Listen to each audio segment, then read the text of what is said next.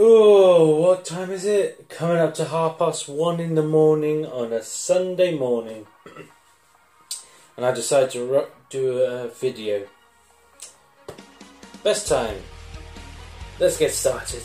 I'm here to tell you about WCPW, What Culture Pro Wrestling. It's coming to the end now, and it's going to be, well, I say it's coming to the end, it's going to be rebranded by its new name, Defiant Wrestling, which I prefer than What Culture Pro Wrestling because it sounds more professional and you can market it to bigger companies and stuff like that than just calling it What Culture Pro Wrestling, which feels a bit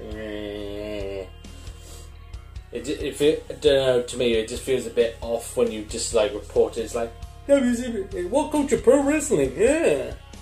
It feels not, it doesn't feel right calling it that. But I've been to 2 WCPW shows. I've been to Kirby Mania and I've been to Chain Reactions, and these are my experience going to them. So starting off, I'm going to talk about Kirby Mania, which was the first one I went to. Kirby Mania took me 3 hours to get to Liverpool, and I had to book in a very posh hotel. So posh that I dressed in a suit to enter in because I felt underdressed wearing anything else. The food was too posh. I just went to a local Tesco's and just bought some food there. It was that bad. Took me 3 hours to get there, so not too bad. But the problem I've noticed is about WCPW with their venues is like they pick sort of cheapy venues, cheapy-ish venues, venues where sort of like especially for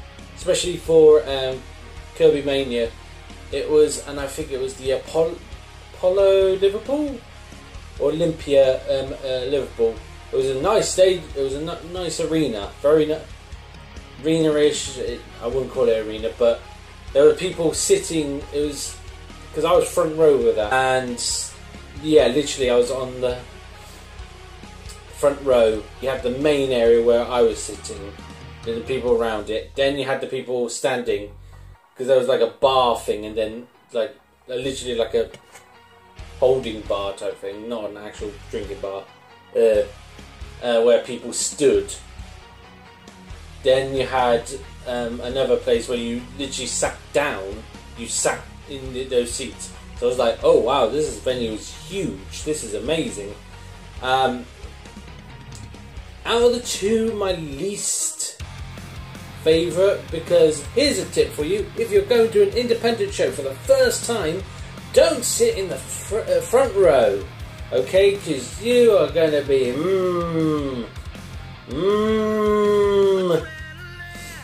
But before that, I did a meet and greet with, at the time, Drew Galloway, now known as Drew McIntyre, and Bully Ray. And to prove it, signed autograph. Oh, there's my real name. Oh well, never mind. And there's Bully Ray. Shut up, my name is Mark Venom. Don't call me by anything else. Super nice. I met Drew. Drew was so nice. He asked me what my name was. Yeah, I can't. Why am I saying my name? I said my name to him, and he said, "Oh, that's very unique." Sorry, I'll say my real name. Before anyone is guessing, yeah, my real name is Anton. It's not Mark. It's a nickname I have. And for him, he was saying why Drew was unique to him because that's his birth name. And I met Eva Lise as well, but I didn't meet her for the meet and greet. But I think a lot of people didn't know who she was, so she didn't have a big meet and greet. So I felt really sorry for her. She just came over to my side and decided, hey, I'll just talk to you. And she was talking about how the British weather was to her. She didn't like it. She was like, what's going on? I don't like this weather. Drew was very nice and like talking about travel and stuff like that, because he said, where you come from? And I said, Oxford, where I live. And he said, how long? And that was 3 hours. So not too bad. Not too bad.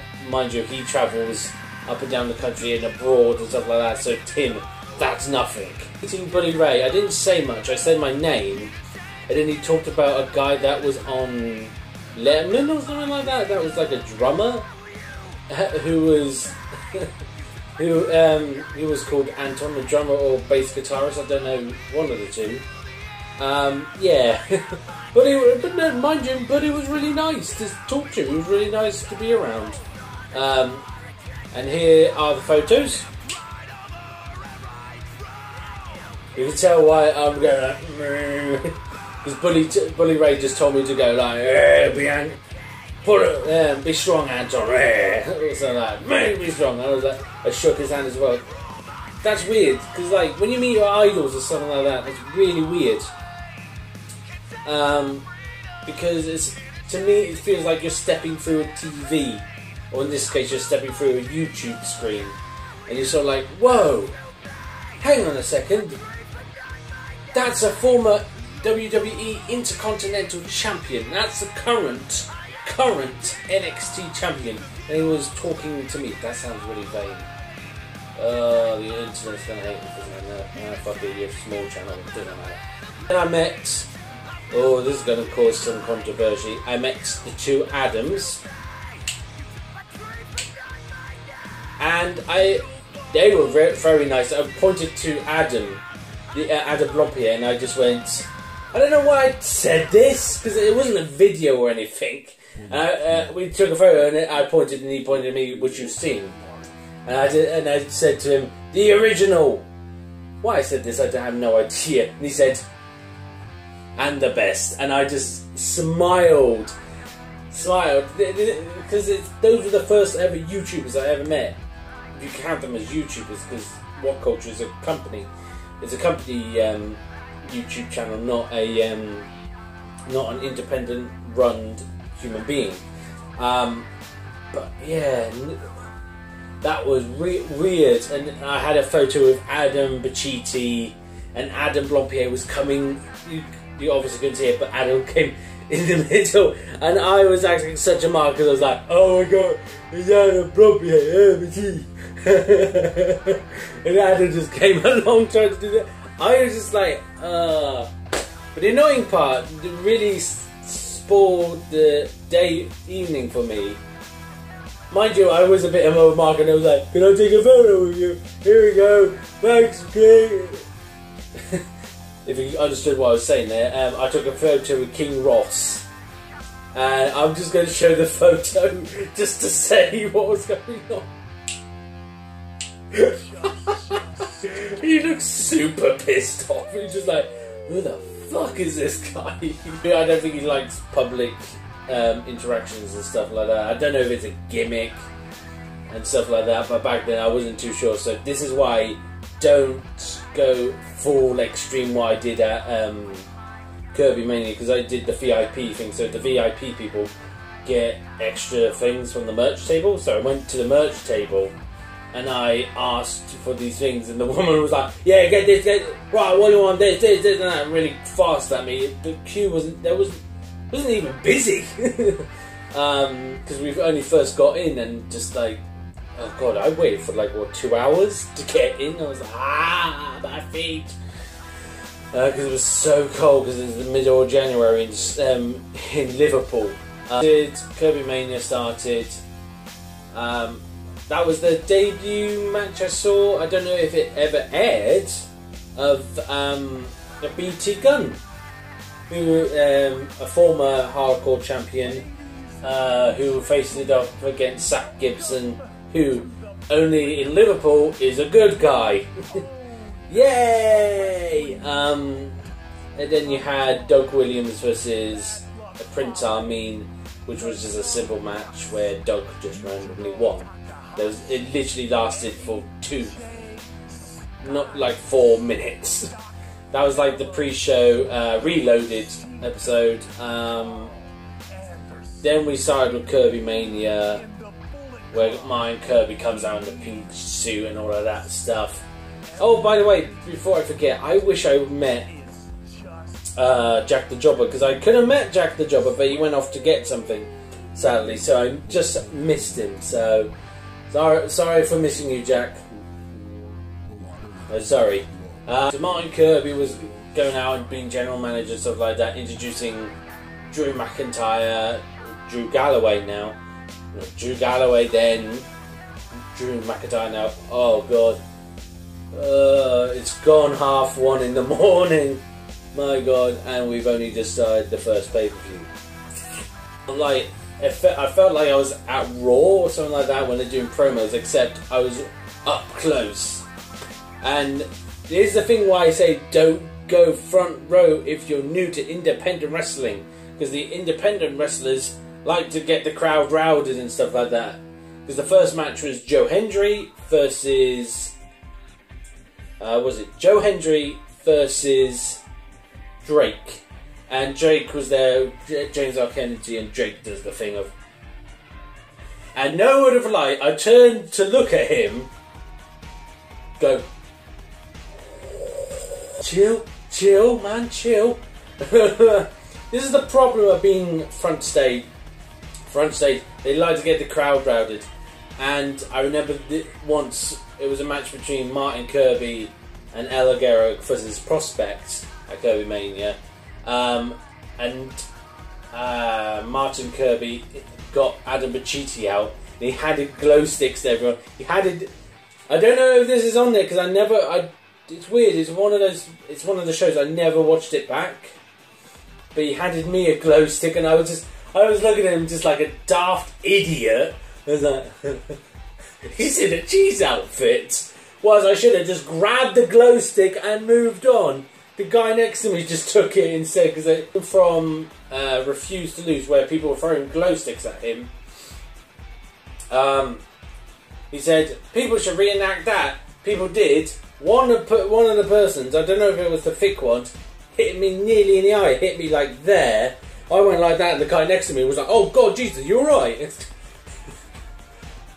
Probably deserved it from not like taking the glow stick. I was like, but during that match, that was cool because that was one of the comedian matches of Jack the Jobber just coming out from different departments, just going like, "Hey, you got to sign this, Martin," and stuff like that. And it was literally 2 steps behind me and stuff like that. This is the problem about not scripting. I realised this. I saw Joseph Connors at that time last match. Before he was properly signed to WWE, because he ran out, he ran into the barriers and then climbed over, and I was like, what the hell's going on here? An actual person's running into the ring. What are they doing? And then he took it off and it was Joseph Connors. Everyone was like, what the fuck? One of them was Zack Sabre Jr. versus Cody Rhodes. Now, I didn't see the Cruiserweight Classic. I know that's sacrilegious. But I have watched a bit 205 Live, which is a bit. Then you had, but Cody Rhodes coming out, and then it just goes really silent, and you're like, "What's going on?" And then you just hear Bullet Club for life, and the crowd just go, "Ah!" Seeing him coming out with the Bullet Club themed, and seeing him up close. That's really weird. You're up close and you just seen this guy that last time I saw him was in a match against Fandango. That's weird because I remember seeing him Fandango, and Fandango was the salsa dancing, and then he went back to the facing gold Stardust when he had his Stardust gimmick and we showed Cody to him. That was weird, and I'd never seen Zack Sabre's matches. I just seen these two just gel. I was like, whoa, that's weird. That was just so weird. And then at the end of the match, when he made that emotional speech about like how much he prides with this company, holds up the belt. There's a little bit on the side where you can see me. Oh, editing me is gonna hate this, but. Oh, I'm going to hate editing this video. I don't like editing well, it takes me a while to get in that focus mode of editing. So I'm just like, I'll put it off, I'll procrastinate, and then like, when I get into it, then I polish it up, so expect this in 82 years. Yay! I got to Too Sweet Cody Road. That is amazing. I was there just going like, what the hell? Too Sweeting Cody Rhodes. And that was just phenomenal. And then what I preferred as the main event to Connors and Hendry, but Connors making a very passionate speech and saying goodbye. That was amazing. But Bully Ray versus with the Swords of Essex, Scotty Wainwright and Paul Robertson at the time, and versus Moss and Slater. It's nothing. Moss and Slater versus Drew Galloway at the time. And my favourite scene was just Paul Robinson just down there, and then Drew Galloway up there. He just grabs him, lifts him over his head, and I just loved it at that time. Just Bully Ray just going, "Hada!" Sorry for the changing quality. I just had to change devices. I was recording on my tablet, and I ran out of recording space. That's annoying. I need to delete stuff from there, and unfortunately the London story has to be cut short as well, because I've only got about 5 minutes to tell you about that one. But I remember a lot less. It's weird, I remember a lot less, but I enjoyed it a lot more, because I remember booking it a lot late, sort of last minute type thing, and there was standing seats, which is weird. But if you've ever been to the Globe Theatre, the Shakespeare Theatre, and you have the stand where you stand in it, and you watch play from a standing position, and I see that, but I enjoyed it a lot more because I wasn't threatened, I wasn't anything like that. But I was the first time I got to see a debut from this man, Penta El Zero Miedo, or Pentagon Junior here probably, and Will Ospreay, which because I knew he was really good, and I never heel Ospreay was. I never heard like it Will, because he's been a bit like, oh, he's our boy representing Britain and all of that stuff, and then he becomes a dickhead, and then you're like, oh my god, he's a brilliant heel, and he's just like the promo skills. It was really good. And I also got this from Prospect before they broke up, as a brilliant tag team when they were going for the Take Prospect to Orlando fund, which I donated to. About, I think it was 70 quid I donated. Yeah, I like spending my own money on poisonous shit, but I remember waiting for ages and ages. Here's the line for it, and it was so long. I remember like a group of people coming up to this group of people saying like, in front of us in the line, saying like, excuse me, what's this line for? And they just said wrestling, and they just went, oh. And I just burst out laughing, because I never had a person that's like gone, hey, wrestling, oh, to me before. Most people were sort of just being nice about it to me, probably because I've been telling them, don't diss me for liking it, don't diss me for liking it, and then they all thought, oh, it could have been worse, I thought you was addicted to kids, children's books or something like that. My sister thought I was going to see like a Peppa Pig show once when I was going to see a wrestling show. Oh, that was a good time. I think the highlights from it was Matt Riddle coming out, because I heard, I didn't even know nothing about Matt Riddle, I didn't know who he was or whatever, but I knew he was holding the Progress Atlas Championship. I didn't know there was a secondary championship at Progress. So I was like, oh wow, he's part of Progress, because I want to get into Progress, so I might, you never know, I might get into it, because they've got their big show in Wembley coming up, so I would like to go, like, if I get interested, I would love to go and see it. if I get into it. Also, James R. Kennedy dressing up as Mickey Mouse. That was amazing. That was just purely amazing. And Cody Rhodes popping at the end, and that sort of, I love that special bit at the end where they just sort of like the special sort of like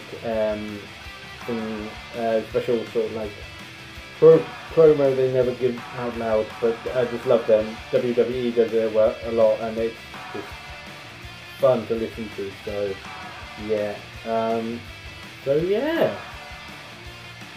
thank you WCPW for all your memories, and long live Defiant Wrestling. We are Defiant.